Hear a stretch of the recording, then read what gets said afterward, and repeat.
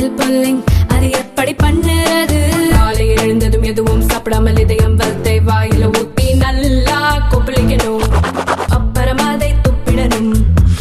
இதுதான் oil pulling.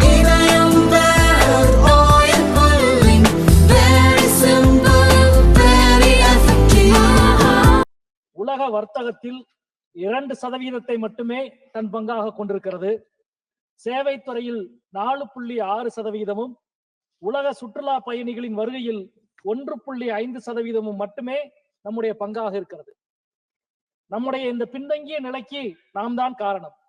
செயற்கை நுண்ணறிவு தொழில்நுட்பத்தில் சீனாவினுடைய டீப்சீக் AI உலக அளவில் இன்றைக்கு பெரிய தாக்கத்தை ஏற்படுத்தி இருக்கிறது. அமெரிக்கா உள்ளிட்ட நாடுகள் அதை எதிர்கொள்வது நடவடிக்கையை துவங்கிவிட்டார்கள். ஆனால் நாம் என்ன செய்து கொண்டிருக்கிறோம்? இந்தியாவினுடைய மிக பெருமையான கல்வி நிறுவனமான சென்னை IIT-யினுடைய இயக்குனர் தான் தினமும் கோமூத்திரம் குடிப்பதாகவும் அதற்கு மருத்துவ குணம் இருப்பதாகவும் சொல்லுகிறார். போலி மருத்துவத்தை, போலி அறிவியலை பரப்புகிற வேலையை செய்கிறார்கள். ஒன் நேஷன் ஒன் டாக்ஸ் என்று ஒரே தேசம் ஒரே வரி விதிப்பு கொள்கையை பற்றி பேசுகிறீர்கள். 1% மக்களிடம் 40% வருமானம் சென்று சேர்கிறது. அந்த 1% மக்களுக்கு போதுமான வரியை விதித்தால் மீதம் இருக்கிற 99% பேருக்கு வரி செலுத்த வேண்டிய அவசியமே இல்லை. ஆனால் நீங்கள் யார் பக்கம் இருக்கிறீர்கள் என்பதற்கு அது உதாரணம். ஒரே வரி கொள்கை என்பது எங்கே இருக்கிறது? ஒரு பாப்கனுக்கு 3 விதமான வரியை விதிக்கிறீர்கள். பொட்டணம் கட்டாத பாப்கனுக்கு 5% வரி, அட்டைப்பட்டியிலே இருக்கிற பாப்கனுக்கு 12% வரி, இனிப்பு தடவிய பாப்கனுக்கு 18% வரி. நண்பர்களே, இந்த அரசு மாண்புமிகு குடியரசுத் தலைவருடைய உரையிலே இருக்கிற விஷயம், இந்த அரசு தமிழ்நாட்டின் தேவையை மறுக்கிற அரசாக, தமிழ்நாட்டின் உரிமையை மறுக்கிற அரசாக, தமிழ்நாட்டின் பெருமையை மறுக்கிற அரசாக இருக்கிறது. 1000 கிலோமீட்டர் பயண பாதையை மெட்ரோ ரயில் மூலம் உருவாக்கி இருக்கிறோம், உலகின் 3வது பெரிய நாடு என்று இந்த அரசு பெருமையோடு சொல்லுகிறது. நான் கேட்கிறேன், இந்த 1000 கிலோமீட்டரில் தமிழ்நாட்டில் இயங்குகிற மெட்ரோவினுடைய அளவு எவ்வளவு தெரியுமா? வெறும் 54 கிலோமீட்டர் மட்டும்தான். உத்தரப்பிரதேசத்தில் 5 நகரத்தில் மெட்ரோ இருக்கிறது, மகாராஷ்டிராவில் 4 நகரத்தில் மெட்ரோ இயங்குகிறது, குஜராத்தில் 2 நகரத்தில் மெட்ரோ இயங்குகிறது, மத்திய பிரதேசத்தில் 2 நகரத்தில் மெட்ரோ இயங்குகிறது. ஆனால் தமிழ்நாட்டில் ஒரே ஒரு நகரத்தில் மட்டும்தான் 54 கிலோமீட்டர் மட்டும்தான் மெட்ரோ இயங்குகிறது. மதுரையினுடைய மெட்ரோ எங்கே, கோவையினுடைய மெட்ரோ எங்கே என்று மாநில அரசு மீண்டும் மீண்டும் கேள்வி எழுப்புகிறது. நாங்கள் இந்த அவையிலே கேள்வி எழுப்புகிறோம். மத்திய அரசு இப்பொழுது வரை பதில் சொல்ல மறுக்கிறது, ஒதுக்கீடு செய்ய மறுக்கிறது. அதே நேரத்தில் இந்த அவையில் பெருமையோடு நாங்கள் அனைவரும் சொல்லிக் கொள்வோம், உங்களது டங்ஸ்டன் சுரங்க சதி திட்டத்தை முறியடித்த பெருமையோடு தமிழ்நாட்டு எம்பிக்கள் இந்த அவையிலே வந்து நாங்கள் நின்று கொண்டிருக்கின்றோம். மாண்புமிகு தமிழக முதல்வர் அவர்கள் தனி தீர்மானத்தை சட்டமன்றத்திலே கொண்டு வந்து நிறைவேற்றினார். அந்த மதுரை மாவட்டத்தின் மேலூரிலே இருக்கிற அனைத்து ஒன்றியங்களிலும் ஊராட்சிகளிலும் தீர்மானம் நிறைவேற்றினோம். ஆனாலும் ஒன்றிய அமைச்சர் டங்ஸ்டன் சுரங்க திட்டத்தை கைவிட மாட்டோம் என்று ஒரு முறை, இருமுறை அல்ல, 3 முறை அறிக்கை விட்டார். ஆனாலும் நாங்கள் தளரவில்லை. விடாப்பிடியான போராட்டத்தை 77 நாட்கள் நடத்தியதால் இன்றைக்கு வெற்றியோடு நாங்கள் வந்திருக்கிறோம். இந்த வெற்றிக்கு பிறகு மாண்புமிகு அமைச்சர் அவர்கள் சொல்லுகிறார், மக்கள் இனிமேல் நிம்மதியாக தூங்குவார்கள் என்று சொல்லுகிறார். மக்கள் இனிமேல் நிம்மதியாக தூங்குவார்கள். சரி, இந்த தூக்கத்தை கெடுத்தது யார்? நீங்கள் தூக்கத்தை கெடுத்தவர்கள். மக்கள் மகிழ்ச்சியோடு இருப்பார்கள் என்று டங்ஸ்டன் திட்டத்தை ரத்து செய்து விட்டு அமைச்சர் சொல்லுகிறார். அது எங்களுக்கு தெரியும், மக்கள் மகிழ்ச்சியோடு இருப்பார்கள் என்று. ஆனால் இந்த துயரத்தை கொடுத்தது யார்? நீங்கள் கொடுத்தீர்கள். எனவே தான் மக்கள் விடாப்பிடியான போராட்டத்தை நடத்தி இன்றைக்கு டங்ஸ்டன் சுரங்க திட்டத்தை ரத்து செய்ய வைத்திருக்கிறார்கள். ஆனால் இன்றைக்கு மாண்புமிகு ஜனாதிபதி உரையிலே என்ன சொல்கிறீர்கள்? அரிய வகை கனிமங்களை எல்லாம் தனியார் கைகளுக்கு அனுமதிக்கப்படும் என்று ஜனாதிபதி உரையில் நீங்கள் குறிப்பிடுகிறீர்கள். ஒரு இரையை பறித்து விட்டு பெரும் விருந்தே நாங்கள் கொடுக்கிறோம் என்று இன்றைக்கு தனியார் நிறுவனங்களுக்கு நீங்கள் கொடுக்கிறீர்கள்.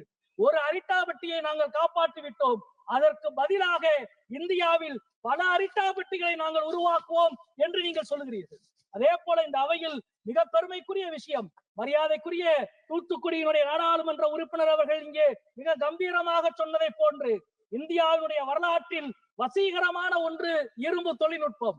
டெல்லியிலே இருக்கிற குதிப்பினார் தூண் இரும்பு தூண், துருப்பிடிக்காத இரும்பு தூண், கோகினூர் கோவிலிலே இருக்கிற இரும்பு மாடம், தார் இரும்பு தூண், இவையெல்லாம் உலக வரலாற்றில் இந்தியாவின் மீதான வசீகரத்துக்கு காரணம். இந்த வசீகரத்தினுடைய பெருமைகளில் மணியான முத்தான ஒரு பெருமை இப்பொழுது உருவாகி இருக்கிறது. மாண்புமிகு தமிழக முதல்வர் அவர்களால், தமிழக அரசால் அறிவிக்கப்பட்ட இரும்பு தொழில்நுட்பத்தினுடைய காலம் 5300 ஆண்டுகளுக்கு முன்பே தமிழ்நாட்டில் இரும்பு தொழில்நுட்பம் இருந்தது என்பது உலக வரலாற்றின் ஒரு மிக முக்கியமான செய்தி. இந்த விந்திய மலைக்கு தெற்கே செம்பு மட்டும்தான் பயன்பாட்டிலே இருந்த காலத்தில் விந்திய மலைக்கு தெற்கே குறிப்பாக தமிழ்நாட்டில் இரும்பு பயன்பாடு வந்துவிட்டது. இயற்கையை பகுத்தறிவு கொண்டு அணுகி தங்களது வாழ்க்கையும் வளத்தையும் உருவாக்கிய ஒரு அறிவு சமூகமாக தமிழ்நாட்டினுடைய அறிவு மரபு இருந்திருக்கிறது என்பது மிக முக்கியமானது. மாண்புமிகு சபாநாயகர் அவர்களை நான் கேட்டுக்கொள்கிறேன், வருகிற 15ஆம் தேதி நாடாளுமன்ற உறுப்பினர்களுக்கு நாடாளுமன்ற வளாகத்தில் ராமாயணத்தினுடைய அனிமேஷன் படம் திரையிடப்படும் என்று மக்களவை செயலகம் சொல்லி இருக்கிறது. ராமாயண அனிமேஷன் படத்தை நீங்கள் திரையிடுங்கள். ஆனால் அதற்கு முன்பு 5300 ஆண்டுகளுக்கு முன்பு இரும்பு தொழில்நுட்பத்தை கண்டுபிடித்ததை பற்றி தமிழ்நாடு அரசு வெளியிட்டிருக்கிற ஆவணப்படத்தை இந்த அவையிலே நீங்கள் திரையிட வேண்டும் என்று நான் அன்போடு கேட்டுக்கொள்கிறேன். அதே போல இன்றைக்கு மாநில உரிமையை தொடர்ந்து கேள்விக்குறியாக்குவவர்களாக கவர்னர்கள் அவர்கள் இருக்கிறார்கள். குறுநில மன்னர்களாகவே தங்களை அவர்கள் நினைத்துக் கொள்ளுகிறார்கள். நீதிமன்றங்கள் எத்தனையோ முறை தலையிலே கொட்டினாலும் அவர்கள் மாறுவதாக இல்லை. அரசர்களின் ஆடையை அணிந்து கொள்வதால் மட்டுமே ஒருவர் அரசராகிவிட முடியாது. அவர் நாடக கலைஞராக மட்டும்தான் ஆக முடியும். இந்த உண்மையை அவருக்கு எப்படி புரிய வைப்பது என்று தெரியவில்லை. எனவே இந்த தொடர்ந்து மாநில உரிமையை கேள்வி கேட்கிற, அதே போல சட்டமன்றத்திலிருந்து அதிகமாக வெளிநடப்பு செய்கிறவர்களாக கவர்னர்கள் இருக்கிறார்கள். சட்டமன்றத்தில் தேர்ந்தெடுக்கப்பட்டவர் வெளியே போனால்தான் வெளிநடப்பு. இந்த அவையிலே தேர்ந்தெடுக்கப்பட்ட நாங்கள் வெளியேறினால்தான் அது வெளிநடப்பு. இந்த அவைக்கு வருகிறவர்கள் எல்லாம் வெளியேறினால் அதற்கு பெயர் வெளிநடப்பு அல்ல. தனக்கு இல்லாத அதிகாரத்தை இருக்கிறதாக நினைக்கிற அறியாமையை எப்படி போக்குவது என்று தமிழ்நாட்டு மக்களுக்கு தெரியவில்லை. இந்த அவையிலே நான் இதை மீண்டும் இங்கே குறிப்பிட வேண்டும் என்று நினைக்கின்றேன். அதே போல கிளாசிக்கல் லாங்குவேஜ், மாண்புமிகு குடியரசுத் தலைவர் அவர்கள் செம்மொழியை பற்றி சொன்னார். நான் இங்கே மிக பணிவோடு தெரிவித்துக் கொள்ள வேண்டிய விஷயம், அரசியல் சாசனத்தினுடைய விவாதத்தினுடைய ஒரு மிக முக்கியமான விஷயத்தை இங்கே மேற்கோள் காட்ட வேண்டும் என்று நினைக்கின்றேன். குடியரசுத் தலைவர் பதவியை என்ன சொல் கொண்டு அழைக்க வேண்டும் என்று அரசியல் சாசனத்தினுடைய விவாதத்தின் பொழுது மிகப்பெரிய விவாதம் நடந்தது. குறிப்பாக ராஷ்டிரபதி என்றுதான் அழைக்க வேண்டும் என்று பல உறுப்பினர்கள் சொன்ன பொழுது அண்ணல் அம்பேத்கர் சொன்னார், நான் அரசியல் சாசனத்தை ஆங்கிலத்தில் எழுதுகிறேன், எனவே பிரசிடென்ட் ஆஃப் இந்தியா என்றுதான் எழுதுவேன், ராஷ்டிரபதி என்று எழுத மாட்டேன் என்று அம்பேத்கர் அவர்கள் சொன்னார்கள். நான் ஆங்கிலத்தில் எழுதிக் கொள்கிறேன், நீங்கள் உங்களது தாய்மொழியிலே மொழிபெயர்த்துக் கொள்ளுங்கள் என்று சொன்னார்.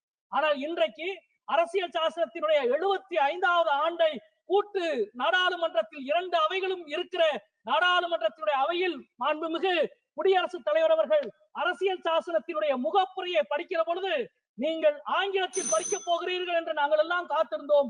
குடியரசுத் தலைவர் அவர்கள் ஹிந்தியிலே இந்த நாட்டினுடைய அரசியல் சாசனத்தின் முகப்புரையை வாசித்தார். ஹிந்தி தெரியாத பெரும்பான்மையான நாடாளுமன்ற உறுப்பினர்கள் அப்படியே திகைத்து போய் நின்றோம். இது இந்தியாவுடைய ஜனநாயகத்துக்கு விடுக்கப்பட்டிருக்கிற சவால். ஒரு மொழியின் ஆதிக்கத்தின் கீழ் இந்த அரங்கத்தை நீங்கள் கொண்டு வர நினைத்தால் இந்தியாவின் பெரும்பான்மையான இந்திய மொழிகளினுடைய பிரதிநிதிகள் அதை ஒருபோதும் அனுமதிக்க மாட்டார்கள் என்பதை தெரிவித்துக் கொள்கின்றேன். நன்றி, வணக்கம்.